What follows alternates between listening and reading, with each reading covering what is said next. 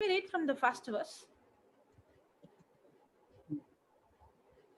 Now here we see Joshua also is sending spies. Okay. But he is not sending 12, but he's only sending 2. That means what? He's only sending maybe only the one who's strong and the one who's in faith.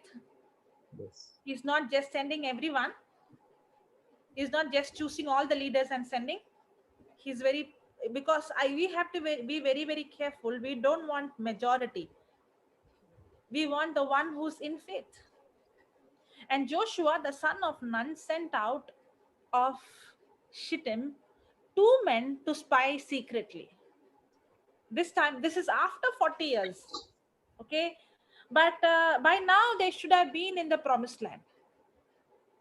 Okay. But now Joshua is sending 2 of them to spy secretly, saying, "Go view the land, even Jericho." And they went and came into an, how you pronounce that?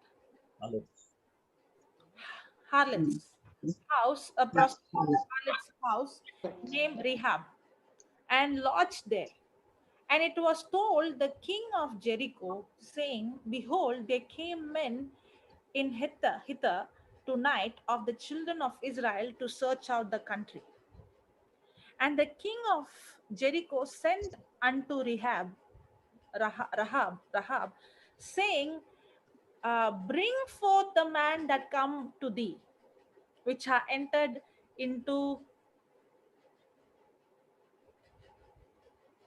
praise God, which verse I read? "And the king of Jericho sent unto Rahab, saying, Bring forth the man that are come to thee, which are entered into thine house, for they be come to search out all the country." And the woman took the 2 men and hid them, and said thus, "There come men unto me, but I wist not whence they were." And it came to pass about the time of shutting of the gate, when it was dark, that the men went out with the men went, I wot not. Pursue after them quickly, for you shall overtake them. Okay, then 7th. And the men pursued after them the way to Jordan unto the fords, and as soon as they which pursued after them were gone out, they shut the gate. And before they were laid down, she came up unto them upon the roof, and said unto the man, "I know that the Lord has given you the land." Now, can you see whom God is using? God is using a woman who's a prostitute. Correct? See, that's Yes. how God uses. God uses the least, the rejected, and she also is sensitive to God. Her heart is sensitive to God, and mm, praise God. God is looking at the heart. Maybe yes, she's living a wrong life, but God is looking at her heart, and she's sensitive to God, and God chose her, and she is the one who's hiding them in their house.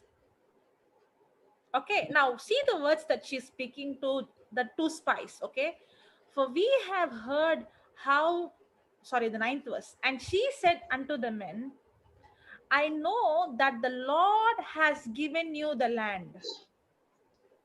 What is she saying? I know that the Lord, it looks like even though she's not an Israelite, she believes in the true God.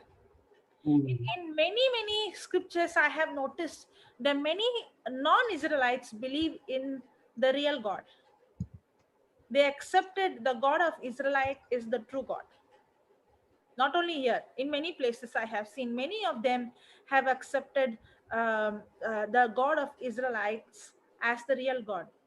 Even when I see Moses' father-in-law, even he speaks about the Lord. He was not an Israelite, correct? Praise God. Thank you, Jesus. So it was not that God was only for the Israelites, There were even people who were not of the Israelites. They were worshipping, and they know and they have realized who the real God is. And she said unto them, I know that the Lord has given you the land, and that your terror is fallen upon us. She's not telling the terror fall upon me, but she's telling that your terror is fallen upon us, and that all the inhabitants of the land faint because of you. All the inhabitant means even the giants. And all the inhabitants of the land, which land? The promised land, faint because of you. Now see the 10th verse. For we have heard how the Lord dried up the water of the Red Sea for you when you came out of Egypt. When did they hear this? When they came out of Egypt. Mm. And what you did unto the two kings of Amorites that way on the other side Jordan, Shion and Og, whom you utterly destroyed. Now see this, these inhabitants, these giants, all these people in this promised land, when they heard about what God did to them and how God dried up the Red Sea. Okay, now see the 11th verse. And as soon as we had heard these things, not later on, as soon as we had heard these things, the very moment God brought them out of Egypt, when God dried up the Red Sea, when the Red Sea was parted, and the moment they came out, God already prepared the heart of the people of the promised land. As soon as we had heard these things, our hearts did melt. God already melted the heart of the people, the giants and those people who were living in that place. Neither did there remain any more courage in any man. Nobody had any courage to even come and fight against the Israelites. Neither did there remain any more courage in any man because of you. For the Lord your God, He is God in heaven above and in earth beneath. These words should come from whose mouth? The Israelites. But it's coming from whose mouth? Rahab. Rahab. Now, according to her word, if you see that if the moment they came out of the promised land, if they would have walked in, they were all their hearts were melted, they were filled with terror, they were so amazed to what God is doing to them, they would have actually given them a welcome party. Yes or no? Yeah. Yeah, Yes. they would have given a welcome party, because they would have said, let us have peace so that you don't do anything to us, don't kill us. Okay, that was the situation. But what kept them in the wilderness? Now many people I have heard saying God kept them in the wilderness to train them. God put them in the wilderness because God was testing them. Who said? It is their own unbelief. They allowed the foxes to steal, kill and destroy. The harvest is ready, it's prepared, it's all prepared. The hearts of the people are melted, the people are ready. That's what is happening in our life as well. You might be thinking, you might be seeing in the natural realm and saying, this situation, no way. When the Israelites were seeing, when they saw the giants, how they saw themselves? They saw themselves like grasshoppers. We look like grasshoppers in the sight of those giants. That's how they saw themselves.